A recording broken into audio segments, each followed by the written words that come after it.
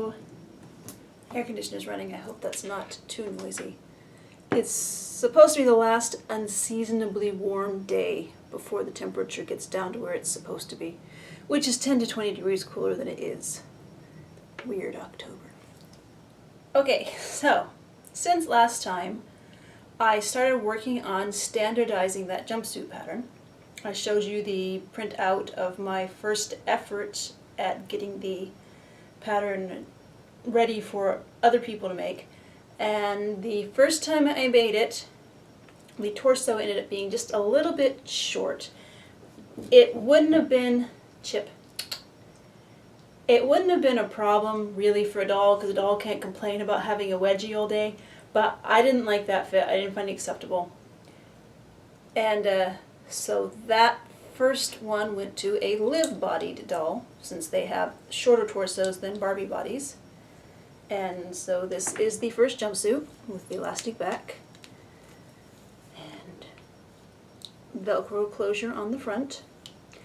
I think when I write up the directions for this, hold on, Chip.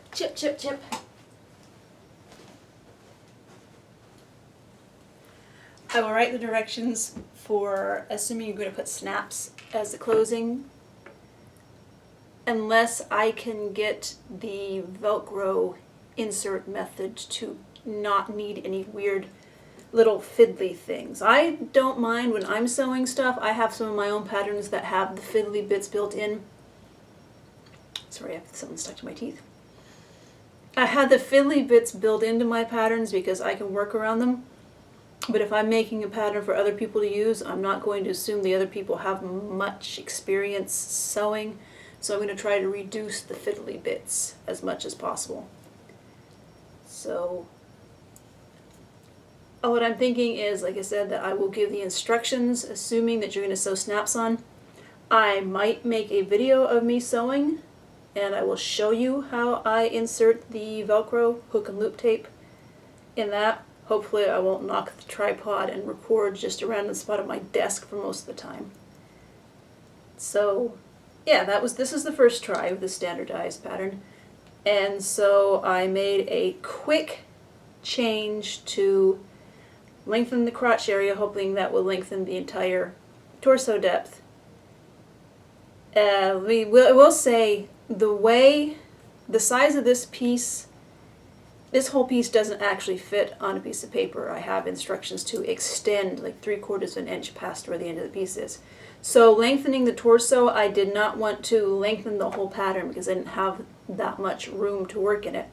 So that's why I tried just lengthening the crotch area a bit to begin with, and that didn't work. So that second pattern that I made, it still did not fit on a Barbie like I wanted it to, so I put it on the Francie body of this Skipper Francie hybrid. And like I've said before, when you have a lot of different kind of dolls, anything you get is going to fit somebody, whether it's clothes or shoes or a wig or glasses, whatever, it's going to fit somebody. So that's as good an excuse as any to have lots of different kind of dolls, right? So then I went through and I realized that the length is the length, so I did lengthen the torso a bit without also lengthening the legs. And then we came to this, which actually I know it's not on a body right now. It does fit top to bottom, shoulder to a crotch the way I wanted it to, but then I had to admit that my collar was a little bit longer than it should have been, and I had to finagle it to get in. And then since this print is on a grid, it's really obvious where it's way too long. So I have reduced that width of the collar, but I have not yet made up the next test version because I got distracted working on the Dika Doll cat. I thought I would just quickly do something for her and then move on and let things cure and dry and then do other things while I was waiting, but I ended up just working on her completely. This is the cat with the slightly more realistic face, and this is her painted. I pulled up a picture of my cat called the Floof on my monitor, and I just used her as a reference. Floof is your classic kind of brownish tabby, brown and gray tabby. Of course, Floof is she's long-haired, so she's not as sleek as this.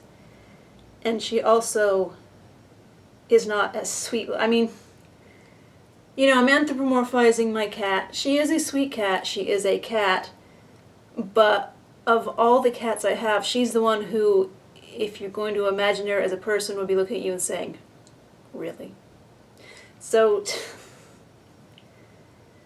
that's my justification of not going through and making a custom tail for this, because this is not the Floof. This is just a gray tabby, gray and brown tabby based on the Floof.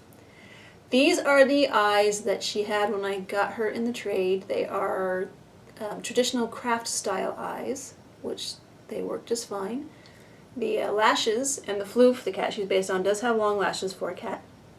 So that's my justification for these ridiculous eyelashes. These are from a set of human fake eyelashes, which I cut in half and put one half in each doll eye. And sometimes I trim them on dolls, sometimes I don't, because I do like ridiculousness. And now the cat wants back in. So, and another thing I like about Floof is she has her paws are just completely black, so I had to paint these black, and I glossed. There's a heart sculpted into these paws, and I glossed that. I did not paint the feet black because I'm not sure if I'm going to be putting her in shoes or not. And then I made the dress really fast. It is my standard Monster High pattern. So the width on these is about Monster High size. It's just the length is, of course, very short. And this is print mixing. It's just you can't really see much of this print down here because of the lace. And I had to amuse myself. Most of the time when I make clothes for ball jointed dolls, they're, I won't say sleek, but they're modern and there's not a lot of trim and detail on them. So that's why I decided just to be completely arbitrary and put several different trims and ribbons and things on the tiny outfit. So that is her. I have not taken pictures of her. I haven't even named her yet. I haven't taken pictures of her to put on Flickr, but they will be there eventually, just not as of this recording. So that's that. And then I only just finished the dress this morning while I was waiting for some drivers to install on my new sound card. Not sure what I'm going to do with the new sound card, but I'm happy that I have it because it's just the cheesiness of the MIDI is better now. So I finished this morning. I have not had a chance to work on the next jumpsuit because I have been distracted by a kitty. Don't we all get distracted by kitties? And I did.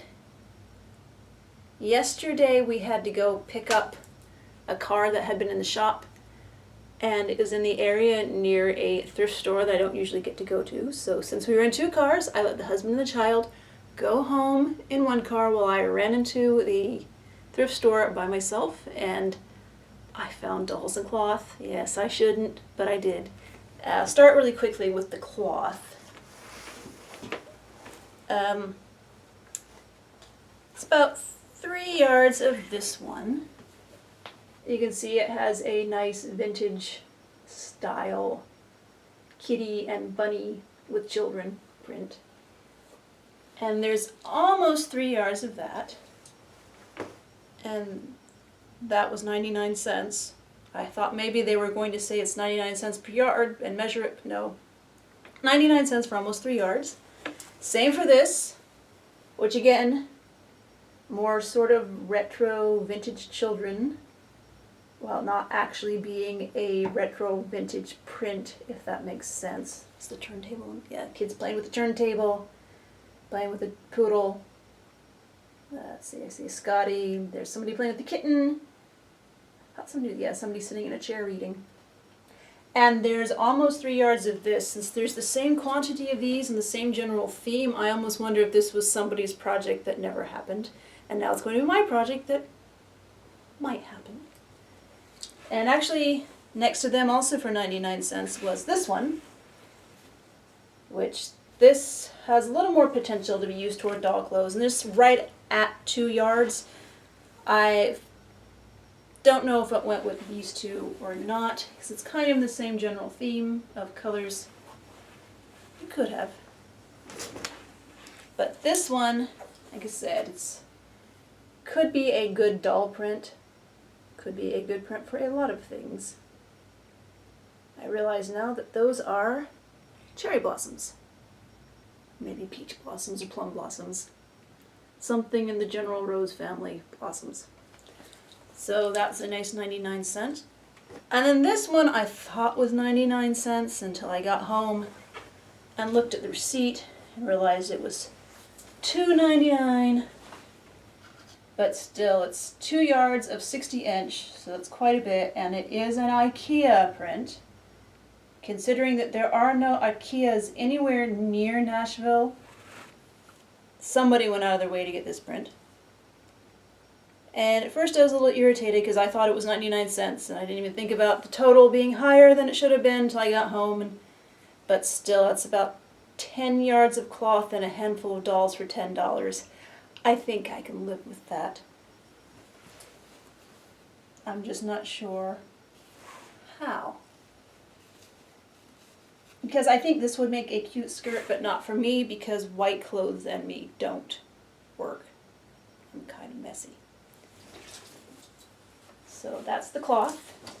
And then the dolls. These were on the random toy table. And random is very much what they were. There wasn't a lot on the table. There were a lot of 80s Barbies and some more recent Barbies and a Betty Spaghetti Head, which I have adapted these to go on regular doll bodies before. I'm not sure if I'll do that with this or not. I'm not sure if I'll repaint her or not. You know, anything is possible. Most likely she will go into the head box and sit there for a long time. Also, just ahead on the table was this gal. I'm not calling her a clone. In my mind, a clone is a doll that basically is a recast.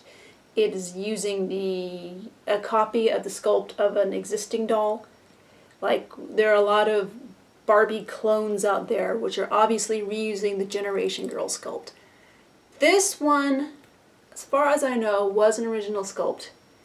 And she is, I looked her up, I actually found this exact doll. I mean, I know I just had the head, but this kind of orangish blonde hair with the curls in it. Yeah, she was still in package, so the better curls. I actually found this, what doll she is, on eBay. This is a Totsie Miss Flair Vacation doll. And that's from my youth, Sandy, Totsie, Miss Flair. And those were the names I remember from my youth for the packs of, 20 pairs of shoes, 4 of which might actually fit Barbie. Excuse me. Because they're boots. I'm sorry. And you can't see inside boots whether the feet actually fit or not.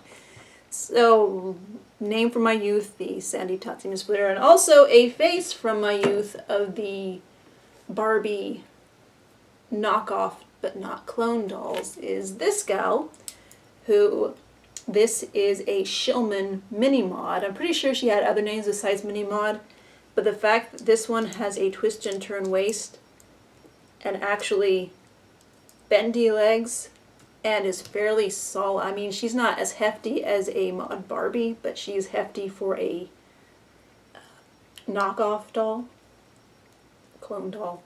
Also, she's not on, okay, she is on the knob neck, but it's a pretty firm connection. A lot of these dolls, you can see the knob under the neck, but not in this one. And yes, her lips are, her mouth is in bad shape, but I can fix that. So this is the face of not Barbie dolls from my youth, so maybe a bit of nostalgia getting her, and maybe curious to see if I can at least fix her up, or if I can radically change her.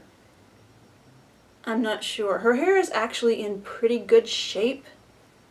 It might have had a haircut, or it might not. Maybe just heat set it, or maybe I'll reroot her. Like I said, I'm really not sure what I'm going to do with her. but shoving a bunch of dolls into a bag, I had to get her. And also on the table was this gal, who is on a Barbie body. I mean, it even says Mattel 66 Korea on the back. Undeniably a Barbie body. Although it's from I'd say from the mid to late 70s, since it's a palmed rear body. But the head, so that is not a Barbie head. And I looked on the back and I could see the Ideal logo. And I was thinking, besides Tuesday Taylor, I couldn't remember any Ideal dolls that were Barbie sized. So I got home and hit up eBay because it also says 1974, so looked at 1974 Ideal and found out that I couldn't think of any other Ideal dolls that were Barbie size, because this head does not go on a Barbie sized body. This head is Ideal Jody, a country girl or an old-fashioned girl. I've seen her listed as both on eBay. And she's supposed to be on a roughly skipper-sized body. So, of course, you always make up stories for things like this. My story is not so much that her original body broke, as much as she was somebody's favorite doll, but she was really upset that she didn't have any clothes to fit her. So she got put on this Barbie body. Or maybe the original body broke. I am going to find a smaller body for her. I haven't even, yeah. The head is pretty solid, but... Oh, one thing about Ideal doll heads, and I have this rerouted Tuesday Taylor back here, and I thought maybe it was a concession to the spinning scalp mechanism, but Ideal doll heads have a lot more depth front to back, like a lot more skull in the back than a Barbie head. I just think that's interesting. So, and her hair is in okay shape. I probably can brush it out and condition it. I might reroot her, I might not. Red hair I don't find as insufferable as blonde hair. And of course this hair, I mean, Tiffy could probably fix it and get it back in its original curl, but I'm not sure if I will do that or if I will just give her something fantasy, because again, the doll of my youth doesn't have to stay like she looked in my youth. I can change her, because I've changed. So.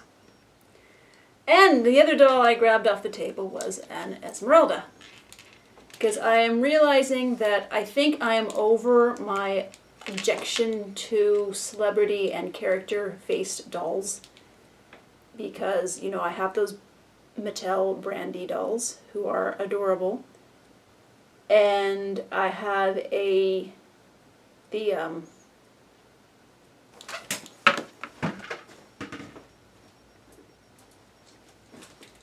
Disney Milan, who I have customized, so she's definitely not Milan anymore, although I'm sure there are some people who look at it and think, oh, that's Milan doll, which that was why I never liked celebrity or character sculpts, because if I did not care for the celebrity or character and customize them to be something other than the celebrity or character, there's still going to be people who look at them and just see the celebrity or character.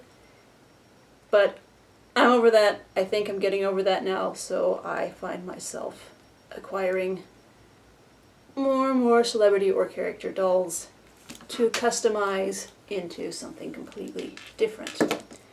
See, this doll has I think you're supposed to be able to kick and dance with her or something.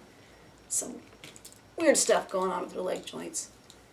And again, her hair can probably be saved, or she will just get a complete reroot.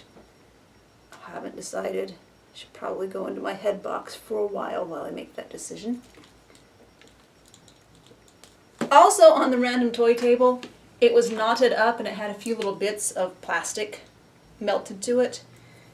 It is this really nice vintage handkerchief, which I'm going to wash and iron and put in the stash to use for doll clothes someday.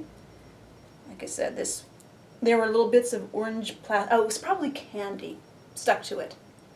I don't feel like I have people's boogers all over this. I feel safe handling it. So that was the thrift store. But across from that thrift store is a Toys R Us. And we went in, and the child's birthday is really close, so we let him pick something out for his birthday. He picked out a Roblox gift card. And I walked around, well, didn't have to walk around much because right in the front of the store is the Moana display. And so, yes, I got a Moana doll.